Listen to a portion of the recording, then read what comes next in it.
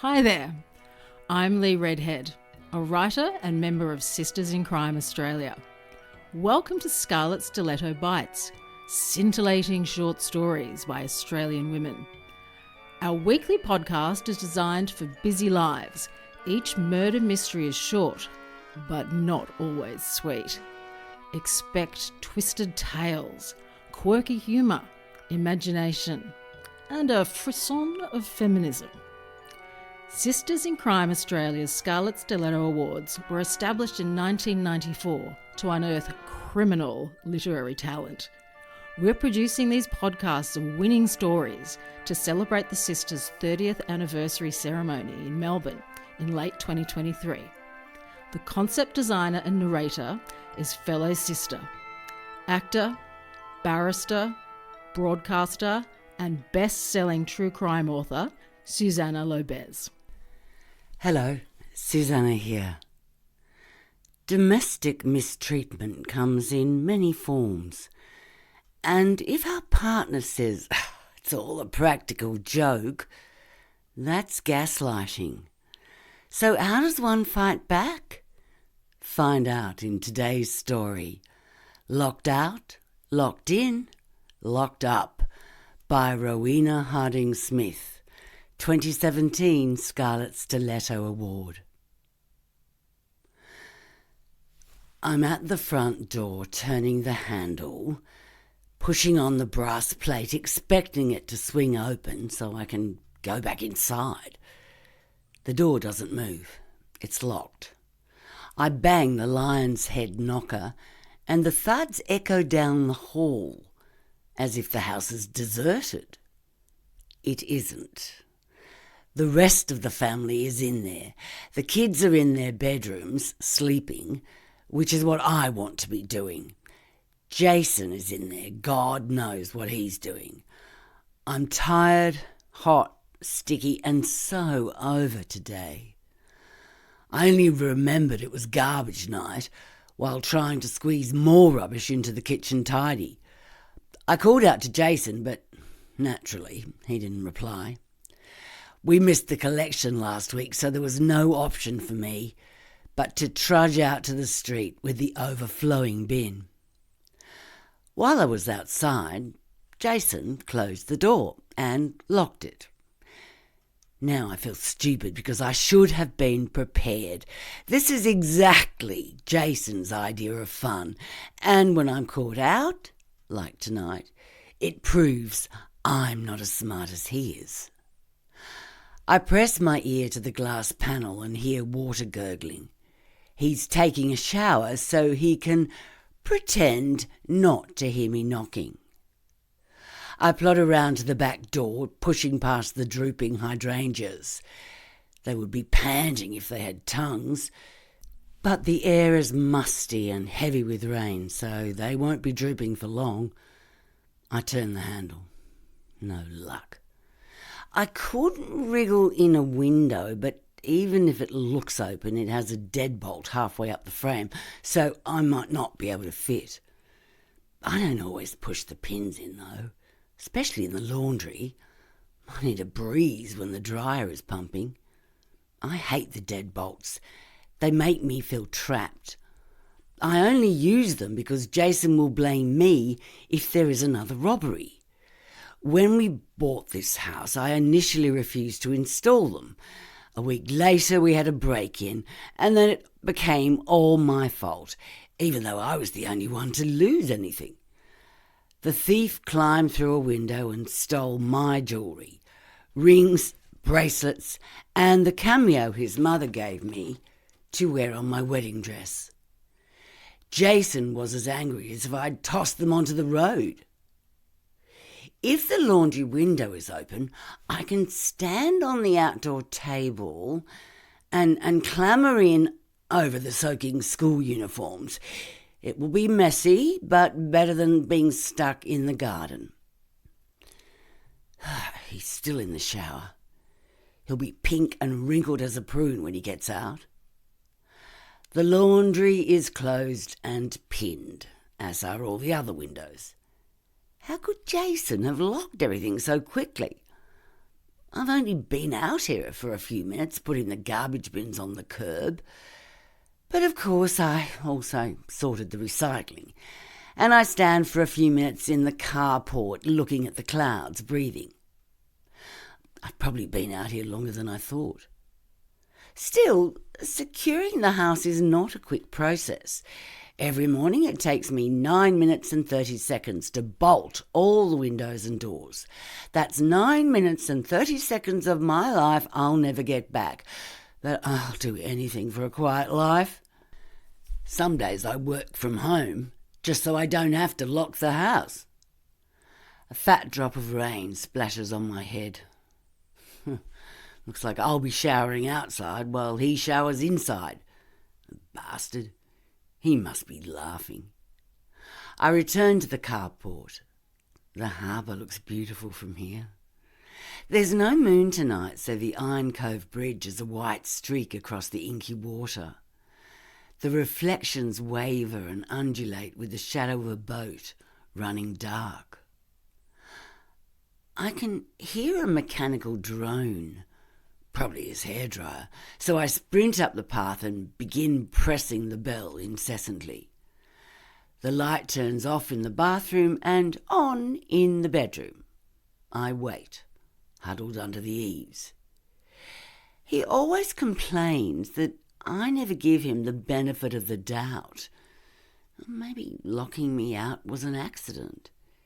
If he really doesn't know I'm outside, he will at least notice I'm not in bed. The light switches off in the bedroom and my heart sinks. He's going to leave me out here. I hammer on the etched panels with my fists, willing the glass to smash. I pick up a piece of sandstone edging. It's heavy and rough, but if I put it through the door, I will have to stay behind tomorrow to wait for the glazier and clean up the mess of broken glass and band-aid the kids' feet after they walk through it. I toss the rock back in the garden. My options now are to wake one of the children or go next door and use their phone to ring Jason. But they'd be curious and I'm too angry to make excuses for him. He must not have realised I was outside. Yeah, right. The rain is coming down in sheets and I suddenly remember hiding a spare key under a rock near the carport. Hopefully any redbacks or funnel webs will be sheltering from the rain and not lurking in the garden.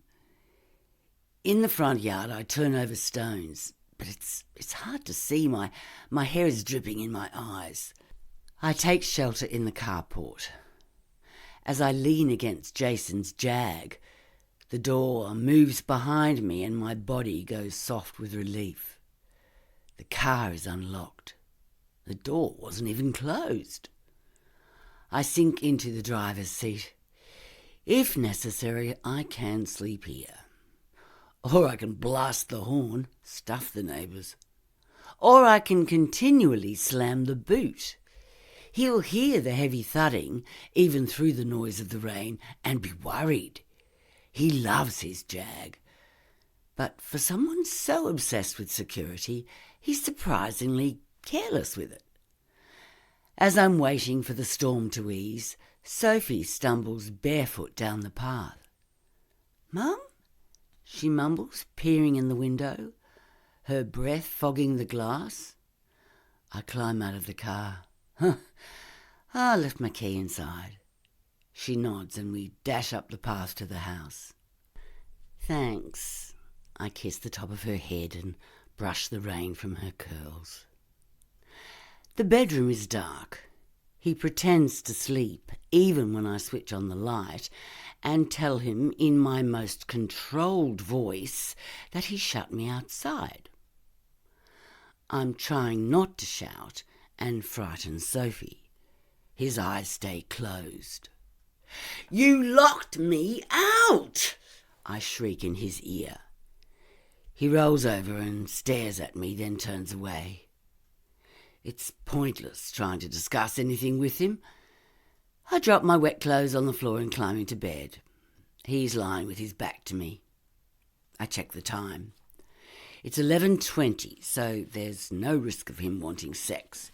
He's only interested in sex at 3 minutes past 11, not a minute before or after, and it always lasts exactly 20 minutes.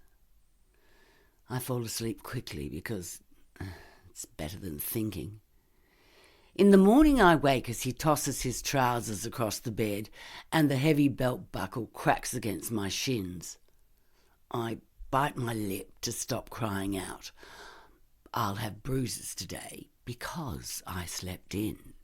If I'd woken earlier, I would have made sure my legs were hanging over the side of the bed, safe.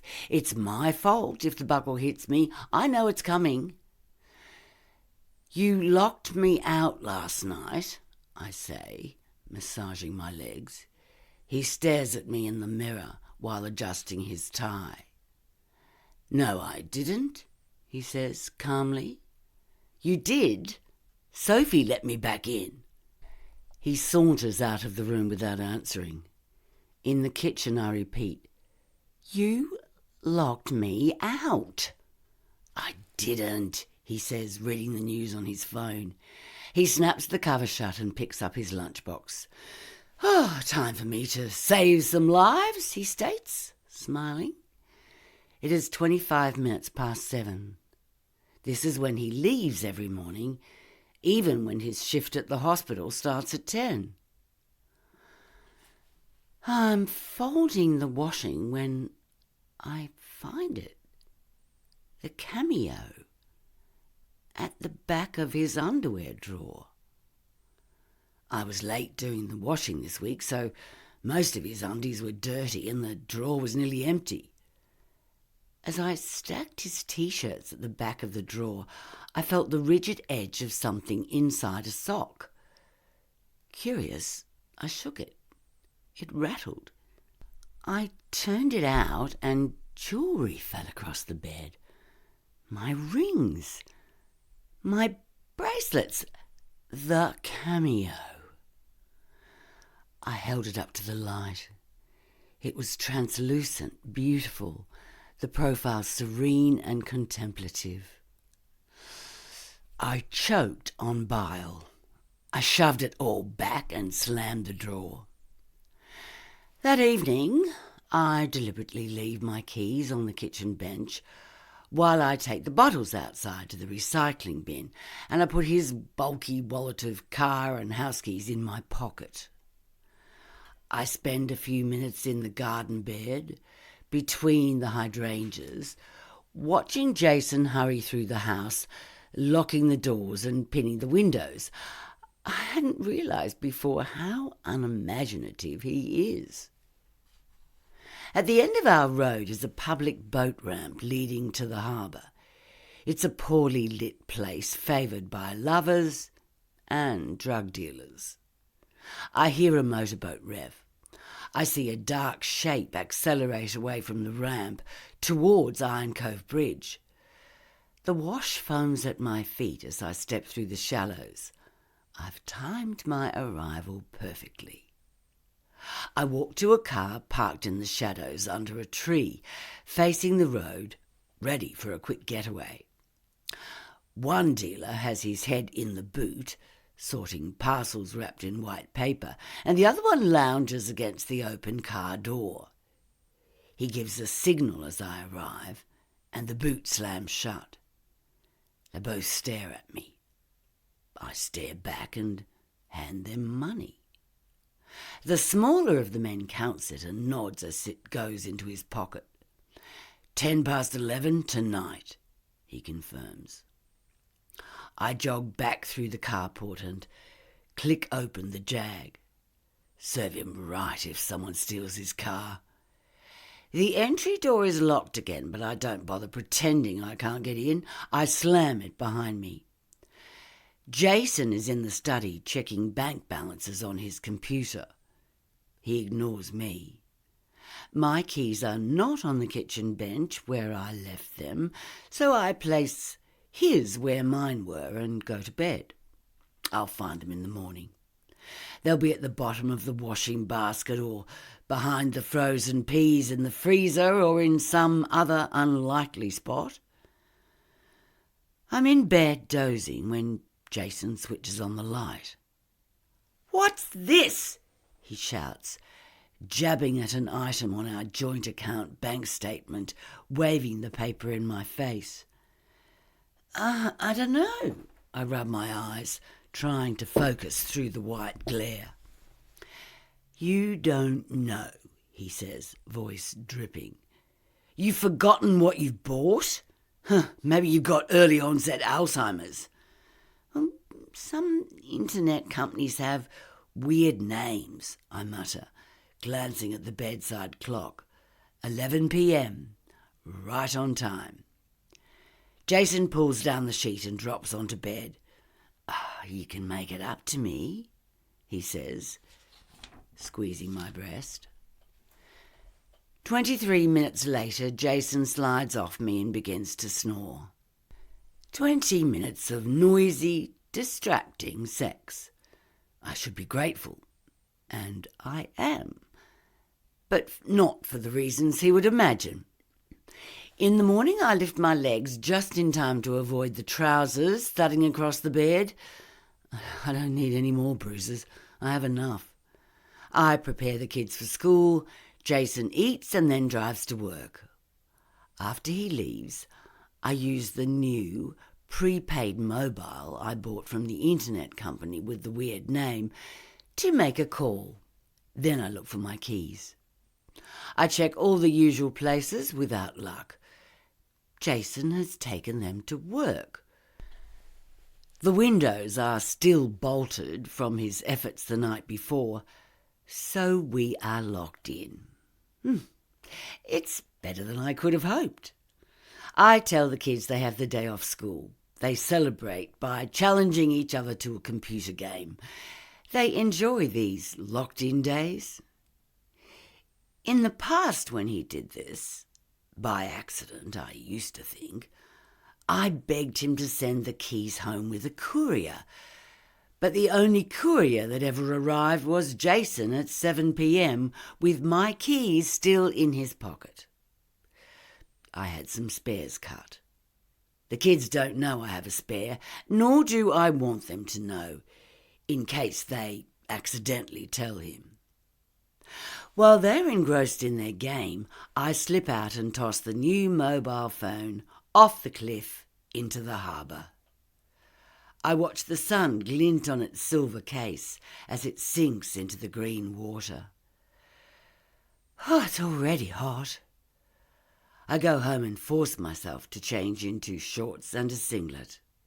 It's been years since I wore anything other than pants and long-sleeved shirts. In the mirror, my legs are ridged crimson with green and yellow blotches. I don't look at my arms. Jason rings me 2 hours later on the landline, but I'm logged on to work and let the call go to voicemail. He keeps calling, his messages becoming increasingly hysterical. An hour later, I answer. "I've been arrested," he shouts over my greeting. "Come to the police station now with your debit card. I need bail. The police found cocaine in my boot." I'm silent. "It was a tip-off," his voice falters. They're saying I offered cocaine to a patient. I would never do that. You must believe me." I do believe him. But I tell him I can't come to the police station. My keys are missing and I'm locked inside the house with the children. Perhaps he could check his pockets and send a courier. Or maybe he can ask the police to come around and let us out. The end. Thanks so much for listening. We'd love your feedback. Subscribe for free to Scarlet Stiletto Bites wherever you get podcasts. And do visit our website, sistersincrime.org.au.